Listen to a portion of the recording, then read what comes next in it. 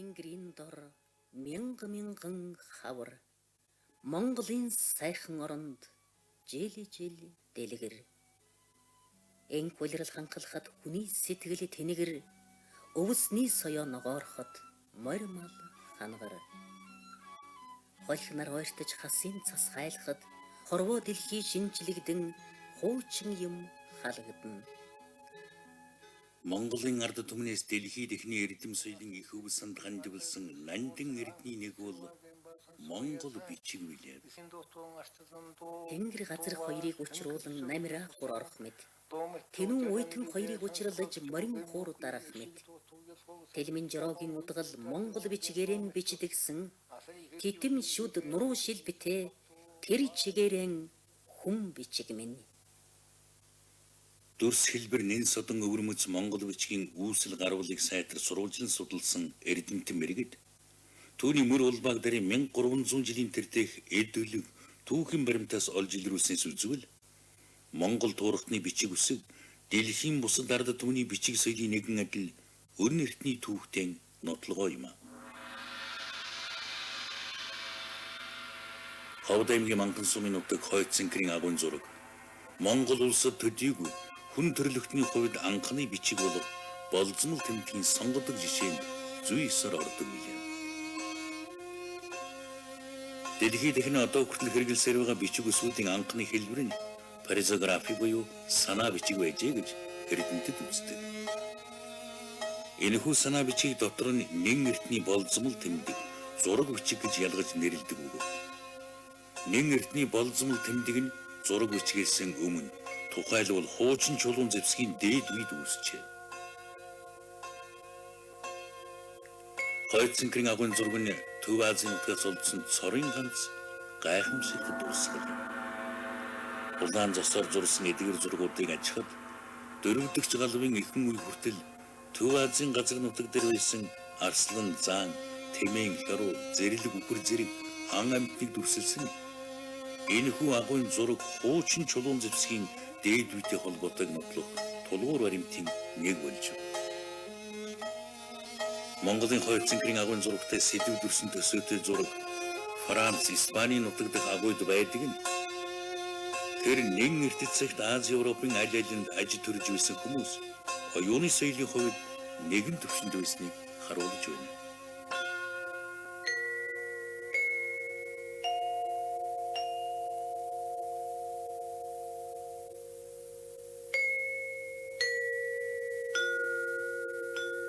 Монгол хадны зураг бичээс маш элбэггүй. Баян хонгор аймгийн Баянлэг сумын нутаг бичгтийн ам.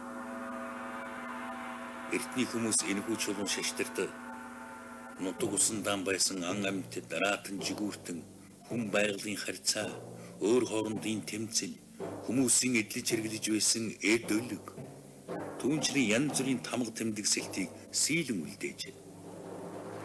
Эдгээр зураг дүрс хүн нийгмийн олон мянган жилийн хөгжлийн явцад авьяа үг яриаг тэмдэглэх үсэг бичиг үүсэж бий болохыг уг сурвалж болжээ.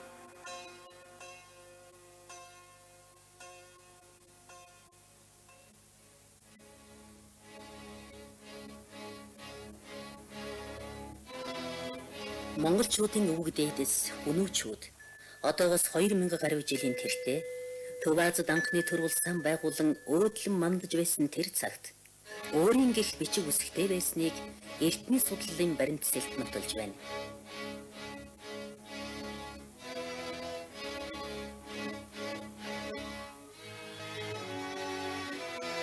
Өнөөгийн бичиг гэж эрдэмтдийн үздэг янз бүрийн тамга тэмдгийн дүрсийн олдврын тоо улам арвижсаар байна. Булган аймгийн Бүрэг хангай сумын өвгөнт гэдэг газар Хүнүүхийн булчнаас олдсон худраг хөмөлдрөгний энэ алтан чимэг хүнүүчүүд бичиг үсгтэй байсны чухал нотолгоо болжээ. Малгайны цохомд хадаж байсан болов уу хэмээн үздэг энэхүү алтан хүний дүрсийн хоёр хажуугаар цовруулан цагсан бичээс тэмдгүүдийг дэлхийн бичгийн соёлын эрт цагийн олдвор түүхийн дурсгалуудтай харьцуулж шинжилэн судалсан эрдэмтэд энэ нь хүнүү хэлээр бичсэн Ша ану тамага буюу хааны тэмдэг гэсэн үг гэж тайлжээ. Хүнэн хүрнээс хойш бараг 500 жилийн дараа хүчирхэгжиж мандсан Түрэг улсын цэргийн нэрт Жанжин төрийн зүтгэлтэн Гүлтэгиний дурсгалд зориулан орхны хүндийд энэ гэрэлт хөшөөг босгожээ. Түүхэнд орхон бичиг гэж алдарсан энэ бичиг Хөнөөгийн бичигтэй гарвал язгуурын холбоотойг үүсгэх аргагүй. Монголын нүүдэлчид 2000 гаруй жилийн тэртээ анх бичиг үсгтэй болсон дэлхийн соёл иргэншилд тэдний оруулсан хувь нэмэр гэж монгол чирдэмтэд үздэг билээ. Чихнээ сонсогдох авиа үгийг нүдний үзэгдэх бичиг үсэгт буулгадаг болсон тэр эрт дээр үеэс түүх соёлон хожимын үеийнхэндэн уламжлуулах боломж бий болжээ. Нүүдэлчид үнэртний түүхийнхэн турш олон төрлийн бичиг зохион хэрэгжилж байлаа. Эртний Монголын нүүдэлчдийн хэрэглэж байсан бичиг үсгийн нэг бол уйгар бичиг юм. Уйгурчууд ихэнх үедээ орхон бичгийг хэрэглэж байгаад хожим нь согдоос авсан бичгийг уйгар бичиг гэж нэрийдэх болсон байна. Монголчууд 13 дугаар зууны үед 8-1 дайлж Тата Тунга нэртэй нэгэн түшмэлийг олзлох үед түүний өврөөс уйгар үсгтэй тамга олдож тэр тамганы үсгээс санаа аван монголчууд уйгар бичгийг хэрэглэх болсон гэсэн домгийг Эрдэм шинжилгээний нилээд ном зохиолд дурдсан нь бий. Гэвч тэдгээр домог яриаг үнэн баримт гэж үзэх аргагүй юм. Нүүдэлчин монголчуудын хэрэглэж байсан бичгийн дотроос өнөө үе хүртэл олон зуун жилийн турш элдв Барта саадыг даван туулж ирсэн монгол бичиг билээ.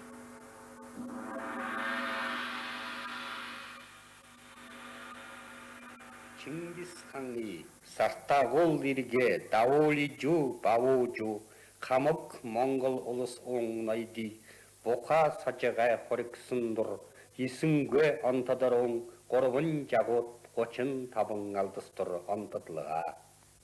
Монгол бичгийн дурсгалын нилээд түрүү үеийнхэд хамаатай энэ хөшөөн дээр Бохос Очхай гэдэг газар 1225 оны өвөл болсон хамаг Монгол улсын ноёдын хуралдай дээр Ясүнхэн ноён 335 алд хол байг гойд мэрэгэн онод шалгарсан түүхт явдлыг тэмдэглэн бичжээ.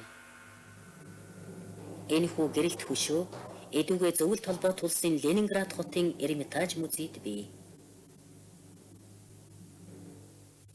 Уйс, арис, цаас, бус даван дээр бичсэн монгол бичгийн эртний дурсгал нилээд олдсон юм. Харин хад чулуун дээр зурсан, сийлсэн дурсгал ховор гэвч олдсоор байна. Дархан хотын ойрох Хуйтны голын эргийн хад, Богд хан уулын их тэнгэрийн амны хадны бичээс мөнх тэнгэрийн хүчинд гэсэн адилхан үгээр эхэлдэг нь 13 дугаар зууны үеийн бичгийн соёлын нэгэн онцлог шинжийг илтгэдэг.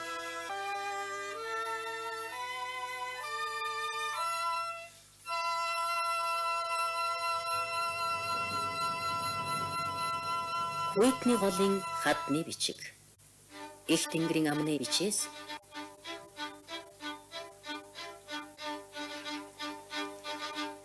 Монгол хаадын тамга элч төлөөлөгчдийн гэрэгний бичиг Үлзий хаанаас Францын хаан дэлгээсэн энэ захидлын үг үсэг зэрэг Монгол бичгийн баялаг их дурсгалын онцлогийг судалсан эрдэмтэд авиа зүүн онцлог шинжээрээ бусдаасаа илүү түрүү үеийн байдлыг хадгалсан болох нь илэрхий гэд. Монголчууд бичгийн 13 дугаар зуунд уйгараас авсан бус харин түүнээс бүр эрт Монгол уйгар хоёр согдоос бичиг үсгээ нэгэн үед зэрэг авчээ гэж үзэж байна.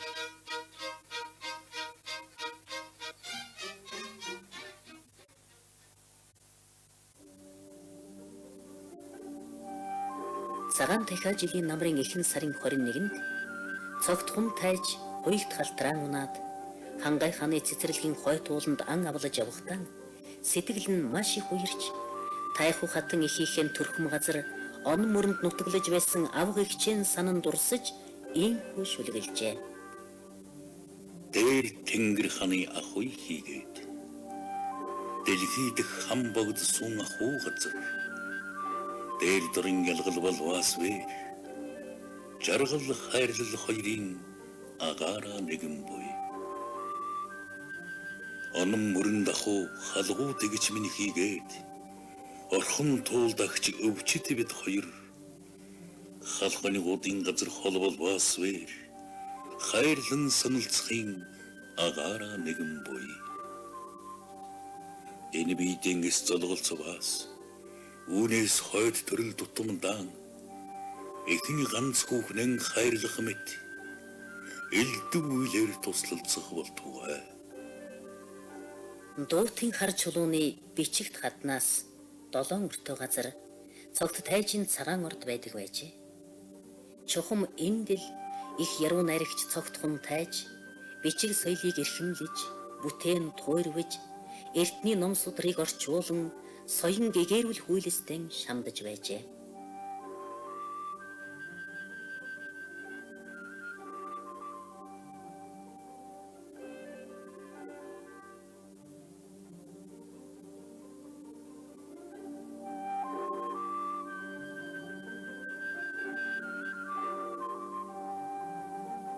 Эртний Монголын олон хот суурин орд харшийн туйр бичиг соёлын дурсгалыг өнөөж хадгалсаар.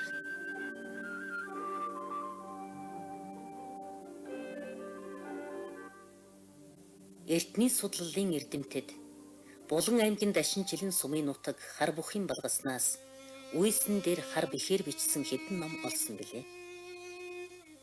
Эдгээр номын нэгэнд халахын 4 аймгийн ноёдын чуулганаар хэлэлцэж, үеийн үед чанд сахиулахаар тогтсон хууль зүйн бүрэн хураасан бичиг байлаа. Дэлхийн хэд хэдэн оронд үйсэн дээр тэмдэглэсэн бичиг олдсон боловч тэдгээр нь зөвхөн өөр хоорондын харилцаа, өр төлбөр, шачин шүтлгийн холбоотой хэдэн мөр бичээс байдаг билээ. Монгол бичгээр үйсэн дээр бичсэн хамгийн эртний дурсгал зөвлөлт холбоотулсан ижил мөрний хөвөөний нэгэн булчнаас олджээ.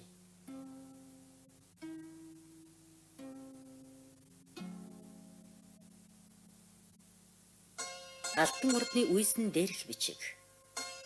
13 дугаар зууны үетэй холбогдох энэ бичиг нь 100 гаруй мөр шүлгээс бүрдэжээ. Алс холын аян дайнд мордсон Монгол эр гэр орон их эцгээ мөрөөдөж их нутгаан санагалдсныг уг шүлэг зохиолд дуулжээ. Түүнийг үдэж мордуулсан их нь хүүгэн амьд бинд сайн явахыг юрөөснийгч мөн шүлэгт яруу сайхан илэрхийлсэн байдаг.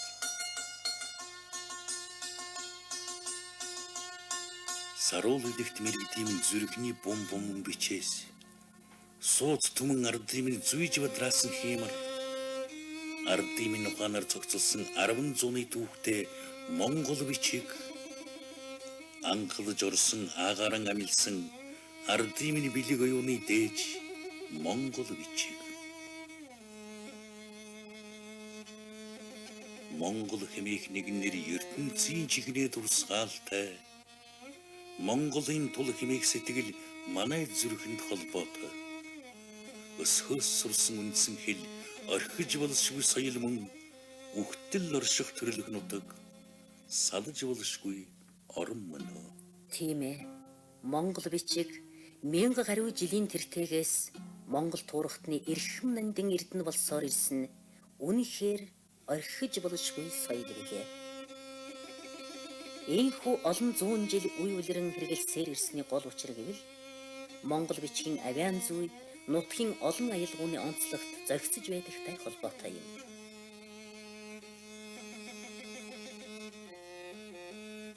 Хүн хичнээн хурдан ярилаач гэсэн үг гэлгүй төргөн бичиж болдог. Түүнчлэн ижил дуудлагатай утга өөр үгийг ялгаж бичдэг. Үгийн үндэс эвдэрдэггүй.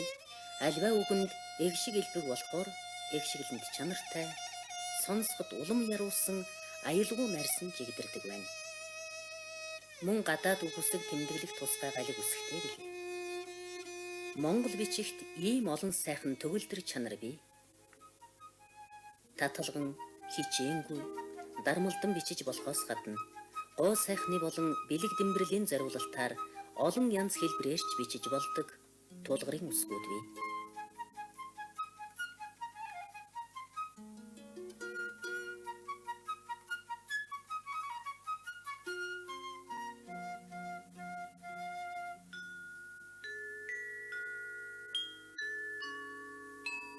Эвх мэл үсэг, баяр үсэг. Энэ бичигт өгүүлсэн шиг Монгол бичгийн маань насан хийгээд буян ануу сүн далай мэт аривдах болтугай. Өлзий хийгээд хутаг инүү сүмбэр уул мэт баттдах болтугай.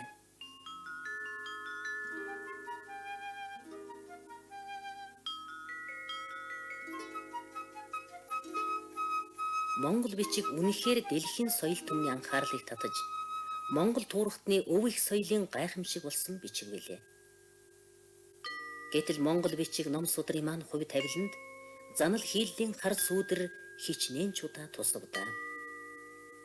Цаг төрийн ороо бус га байдал хэтэрхий эрх мэдэлтэн засаглаж байсан цаг үед Монгол бичгийг халж өөрчлөх, сайжруулах нэр идлэр засамжлах гэсэн явдал олонтаа гарч байлаа.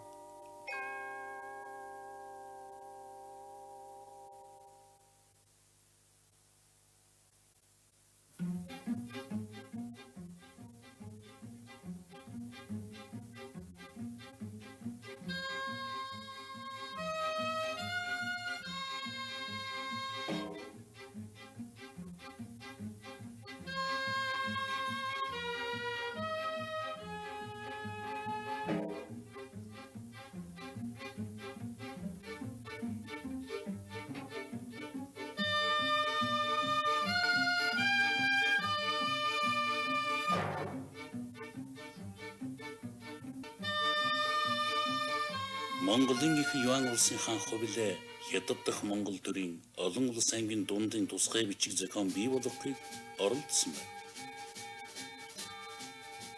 Монголын их эзэнт гүрний улсын багш төвдийн Сажихидийн Павлам лодо жилдсэн 1269 онд хувилийн хааны зарилгаар дөрвөлжин үсгийн цагаан толгой зохиохдоо Монгол бичгийн дүрмэд тулгуурлан төвд үсгийн хэлбэрийг дуурайлгаж Монгол бичгийн дээрээс доош бичдэг зарчмыг авчээ. Гэвч тэр бичиг урт удаанаас л чадсангүй. Юан гүрэн доройтон буурахад дөрвөлжин бичиг аян дан орхигдожээ. Үсэг бичгээ сайжруулах гэсэн эрдэмтэн мэрэгдийн нэг оролдлого бол Монгол бичиг үсгэн засан боловсруулах гэсэн явдал байлаа. 1648 онд Ойрдын Заяа бандит Намхай жамц тод үсгийг зохиосон байна. Намхай жамц Монгол бичгийн тодорхой биш байсан зарим үсэгт цэг тэмдэг нэмж тодорхой үсэг буюу тод үсгийг зохиож байна. Гэвч тод үсэг Монгол бичгийг бодвол Монголын олон ястан овгуудын хэл ярианы аялгауны нийтлэг шинж чанарыг тусгаж чадаагүй учраас монголчуудын дотор төдийл өргөн дэлгэрээгүй байна.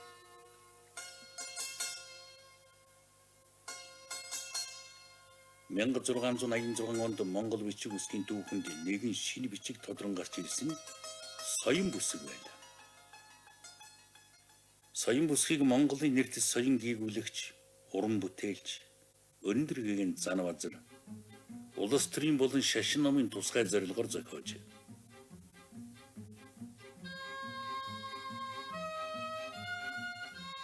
Улс төрийн учир гэвэл тухайн үед манжин эзлэн түрэмгийлэгчдийн эсрэг Монголын ард түмний тусгаар тогтнол өн мөнхийн эрх чөлөөний тэмцлийн үзэл санааг бичиг соёлон өвлөн уламжлахтай уялдан гарсан ажээ.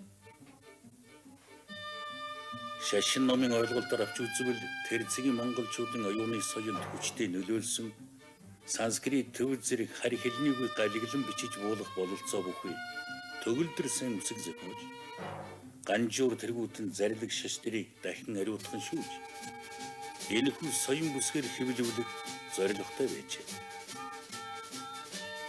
Гэвч соён бичиг нийтэд төдий дэлгэрч чадсан.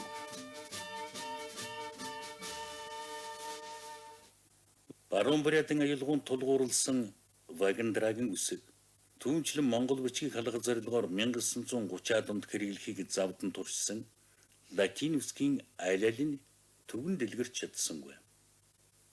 Өнгөрсөн зуунд төвд манж бичгийг эрдэмтэн мэргэд зохиол бүтээл туурвагчид хэрэглэдэг байлаа. Гэвч тэр бүх орлогын аль аль нь өн эртний уламжлалт Монгол бичгийг орлож чадсангүй. Дэлхийд ихэнд цөөн язгуур бичиг бий билээ. Монгол бичиг дээрээс доош бичдэг босоо хэлбэр дүрсээрэн бусад бичгээс өвөрмөц юм. Дэлхийн олон улс гүрэн ард түмэн тэр цөөхөн бичгээс л үлгэр авч өөр өөрийн бичиг үсгтэй болсон байна.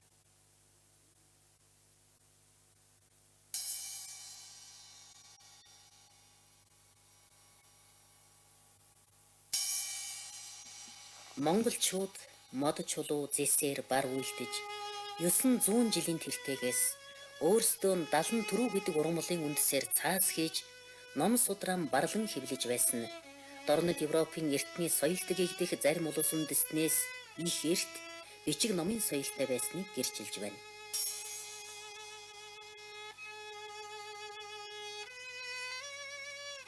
Монголчууд эртнээс ном судрыг эрхэм дээд эрдэнэ гэж нандинан ном хадгалах өөрийн өвөрмөц олон аргатай байжээ. Монголчуудын ном нь дэвтрэлсэн, судралсан, эвхсэн, хуйлсан олон хэлбэртэй. Ном бичгийн ил тавьж ис тоосонд даруулахгүй тулд баримтаглаж шоголддог нь ном судран дээдлэн хайрлах шалгарсан арга нарийн дэвжрэмтэй байсныг харуулж байна. Номыг даавуу торгоноос гадна хураг туулын арьсаарч баримтгалдаг байжээ. Номыг чанга баримтгалбал тоос шороо ордоггүй, усанд нордоггүй, галд шатдаггүй байжээ.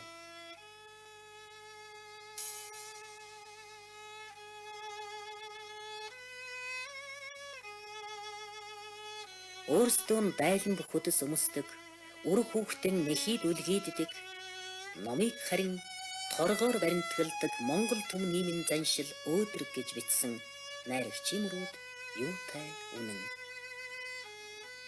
Монголчуудын бичиг номон дээдлэн хүндлэх, эрхэмлэх сайхан уламжлал номыг зөвхөн цуглуулах, хадгалахад төдийгүй түүнийг бүтээхэд нэгэн адил хамаатай юм. Тэгээд ч нэр цуутай бичгийн хүмүүс урчууд авьяас чадварaan шавхан хүч чадлаан зориулан байж ном судраг бүтээдэг байжээ. Халахын анх дугаар богд өндөргийн зан базрын уншиж байсан 8000 шүлэгт буюу жадам хэмээх энэхүү судрыг Монгол төвд хэл бичгээр хослуулан үсэг жимгэлийг алтаар урлсан байна. Энэ номыг бас талхалж нунтгалсан 9 эрдэнэ буюу алт, мөнгө, зэс, ган, оюу, номин, тан, шүр, сувдаар бүтээсэн байна.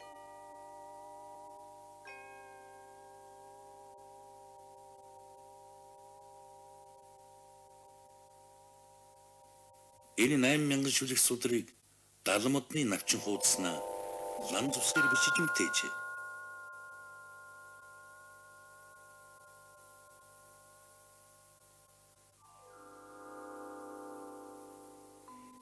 Ийхүү зөвхөн 8000 шүлэгтийг л гэхэд олон янзаар урлан бүтээжээ.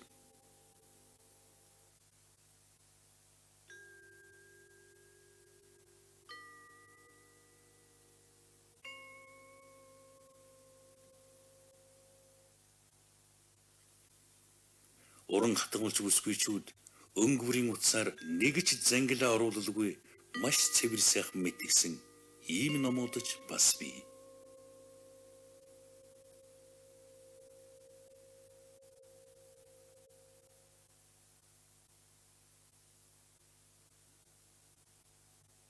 Сандун жид буюу нууцын хураангуй хэмээх энэ судрыг 19-р зууны сүүлч үеэр Мансирийн хийдэд даваг тэргүүтээ дарагчид урлан бүтээжээ. Энэ судар нь 10 бүлэг 456 хуудаснаас бүрддэг. Бүлэг бүрийн эхний болон төгсгөлийн хуудасны зарим бурхан суургыг цэвэр алтаар урлан хийсэн байна. Энэ номонд 52 кг алт, 400 кг мөнгө оржээ. Монгол хүн номыг ийхүү эрхэмлэн дээдлэж байсныг дан ганц сүсэг бишрэлтэй холбон тайлбарлах аргагүй.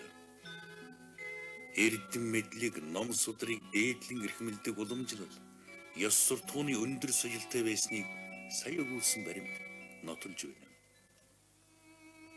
Ном сударт зариулан босгосон хөшөө дурсгалж манай Монголд бий. Энэ бол Монгол данжуурын хөшөө. Монгол данжуур дэлхийд маш ховор номын тоонд ордог юм. Судар бичгийн хүрээлэнгийн дарга жамийн хүн 80 вантай гэрээ байгуулж дэлхийд ганцхан хувь байдаг Монгол шунхан данжуурыг судар бичгийн хүрээлэнд залж авчирсны учир тэр гэрээ бичгийг гуулбарлан дурсгалын чулуун хөшөөг босгожээ.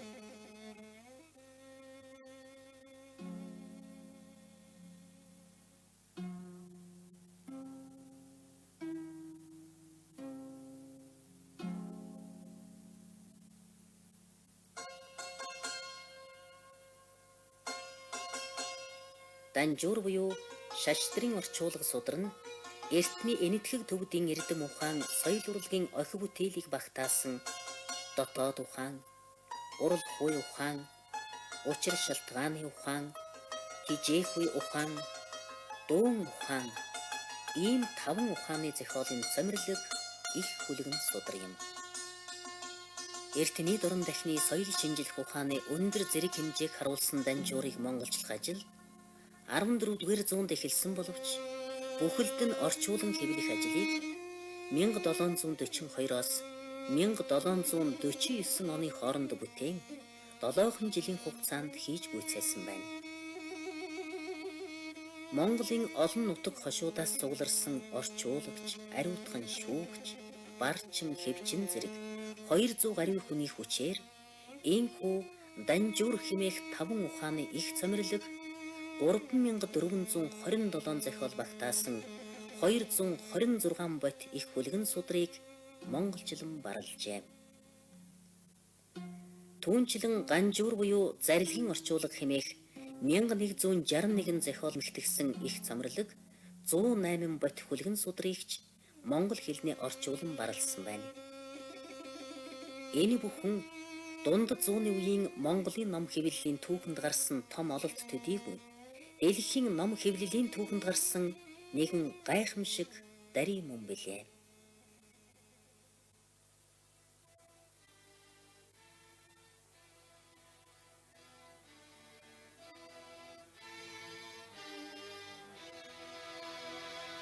(1240) онд хэрэлний хөдөө арлын 7 болдог Шилхэнцэг хоёрын завсар хааны орд бууж байхад бишиж гүйцээсэн Монголын нууц товчоовол манай ард түмний түүх хэл соёлын гайхамшигт дурсгал юм.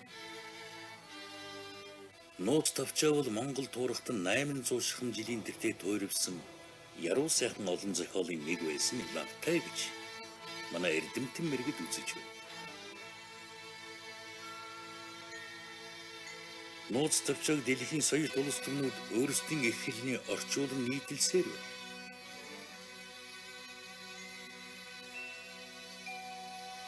Монголын бичиг соёлын гайхамшиг болсон энэ бүтээл түүх уран зохиолын яруу хослол, туйлын өргөн дүрслэл, маш хураангуй өгүүлэмжийн зохицол, үг хэлний энгийн байдал, уран дүрслэл зэрэг онцлог 3 шинжээрээ гой гялгарч байна.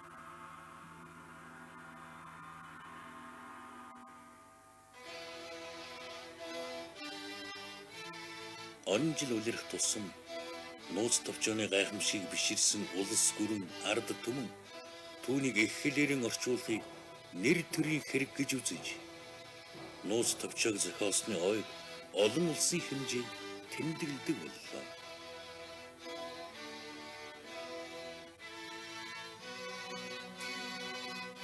Үнэртнээс уламжлаж өвгөд дээдсийн маань нандинсан гэгэн соёл Монгол бичиг нийт Монгол туурхтны гайхамшигт бүтээл болж хүн төрлөختний бичиг соёлын нэгэн гэрэл тод болон 20 дугаар зуунтай золгосон юм. Гэвч Монгол бичгийн утга зохиолын хэл одоогийн амьд ярианы хэл хоёрын зөрөө их. Бас зөвлөлт улс болон Европын тэргүүний соёл шинжил ухааныг дэлгэрүүлэхэд саадтай. Тэгээд ч Монгол бичиг сурахад төвөгтэй тул бүх нийтийг түргэн хугацаанд бичиг үсэгт сургах намын бодлогыг хэрэгжүүлэхэд бэрхшээлтэй байна гэж үзэж байлаа. Ерөнхий сайд Маршал Чойвлсонгийн Монгол бичгийг халах тухай Монгол бичгээр бичсэн өгүүлэл энэ байна.